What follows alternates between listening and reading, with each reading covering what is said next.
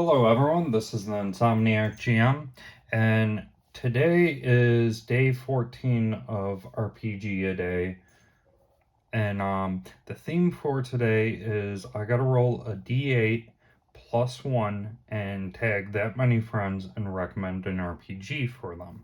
Now, I've already done this beforehand, and I'm just gonna say the first name of these players, so if they're watching this, they know who they are.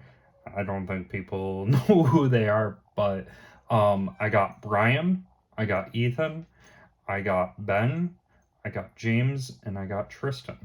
So, to start off, out of any RPG I would recommend, I'm going to be recommending RPGs that the players have not played or already have interest in playing.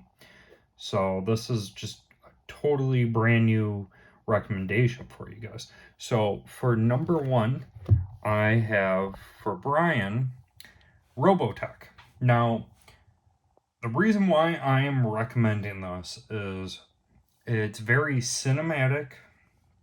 It's kind of like an action movie when you play, and it's actually based off of an existing anime. I haven't gotten around to watching it myself. I actually bought this RPG to help one of my local game stores, but I've also wanted to play a mech series. And I know you're into mechs, so I recommend this. Now, with this RPG, you actually get multiple different mechs. Like, they got one that transforms. There's many different variations. So when you play, you can do that. And I'm trying to find it. I saw the character sheet for a minute. It's in a weird location. It's like in the center of the book somewhere. Here we go. So you got two sheets. These sheets are for your player character and your mech. And it may seem like a lot, but it's a lot less than, like, say, Pathfinder and that. And you're technically controlling a human and a mech. But this is my recommendation for you. If you ever are interested in it, I can let you borrow it. Or just look into it a bit, check out the anime or something. Personally, I probably will not be running it with the anime in mind, but I gotta watch it first. So, my next recommendation is to Ethan. Now, Ethan, you already know about Call of Cthulhu, and I wanted to recommend something that's pretty much Call of Cthulhu, but with a little bit of a twist. And that would be Pulp Cthulhu. So with Pulp Cthulhu, it uses the same rules as Call of Cthulhu. However, your characters start off with one stat that is way better than the rest. And you get a little ability in that. Like you can see in the dark, or you're a little more tougher, or whatever. It has a much more pulpy feel to it. And let's say while you're playing, your character would die. Like, say you, I don't know, fall off of a train while you're fighting, and you would die, you can spend all of your luck, and then in the next scene, once everyone finishes the train scene, you'd come back in and you would explain how you survived that situation. You get to totally generate a random reason on why you survived. This can be something along the lines of, like, oh, I fell on top of a tent for a circus that broke my fall, and, then I ended up helping the circus for a bit to repay my debt, and now I'm finally back to you guys. It uses the same mechanics as Call of Cthulhu. The players are a little bit more hardy, and it's more focused on action. So that's my recommendation to you, Ethan. Now, for Ben,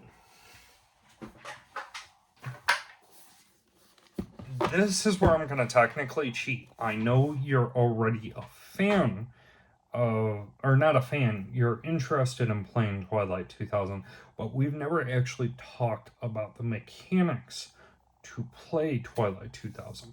So for Twilight 2000, the game uses the Year Zero engine. So based on what you're, well, first off, when you create a character, you roll to see what their life is like until the war starts, you're drafted or whatever. So your character can be completely generated.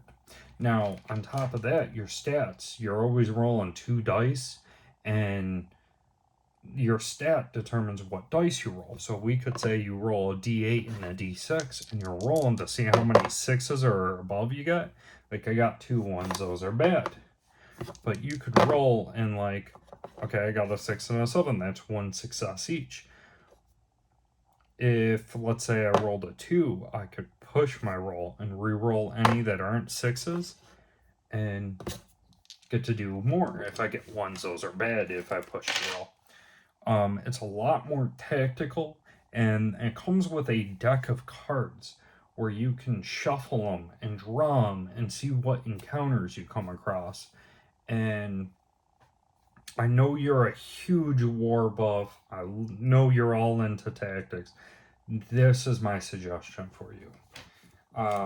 Like I said, I'm technically cheating because I know you don't know the full extent. You just know it's World War III.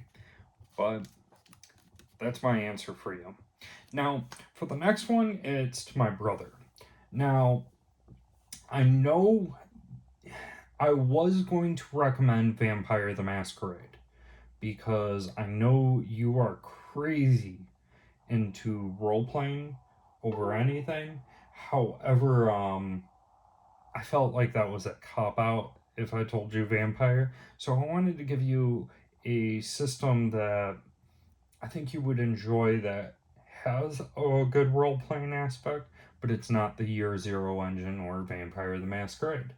So I was trying to think outside the box, and I thought of one RPG we've never really talked about together, and that is Cyberpunk.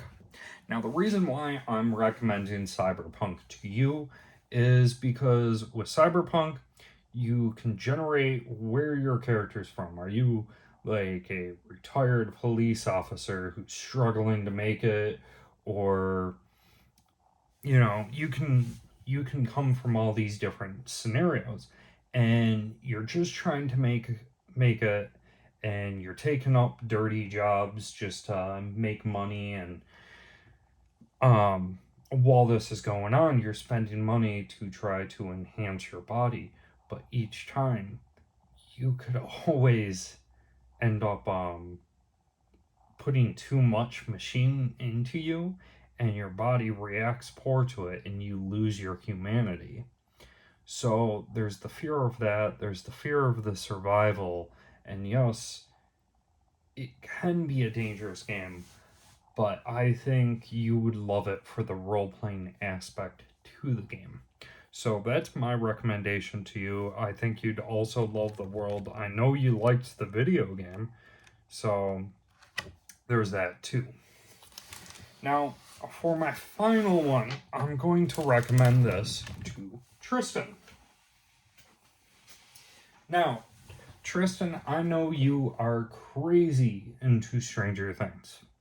So, for that, I'm going to recommend Dark Places and Demogorgons. Now, Dark Places and Demogorgons plays a lot like Dungeons and Dragons First Edition. So, in a way, you're kind of already playing the game they play in Stranger Things. If you really want, you can actually staple Dungeons and Dragons First Edition into this and have segments where the players are playing D&D First Edition along with us, and you're not learning 2 different games. Now, with Dark Places and Demogorgons, you have different types of children to play. So you can play the kid scientist, the nerd, the geek, the jock, the extreme athlete, the karate kid, breakdancer, goth, metalhead, preppy, the princess, the heartthrob, bully, the hood, the punk rocker, and there's a book just full of many, many more options. Um, Now this game has monsters in there, like they got like a Freddy Krueger. I've ran this game using a giant spider. I'm supposed to be running this for someone who wants to learn tabletop role playing games, but the only thing they um, have thrown at me to try to create a scenario for them is Stranger Things. So I will be running a like Stranger Things one shot for them, and this is very much easy to do so. If you actually even look on the cover, they're trying to like get you for the Stranger Things. So this is your Stranger Things RPG in the short sense. So these are my recommendations to the players I ended up rolling, and I hope you guys enjoy my recommendations, and I'll see you guys all next time. Take care.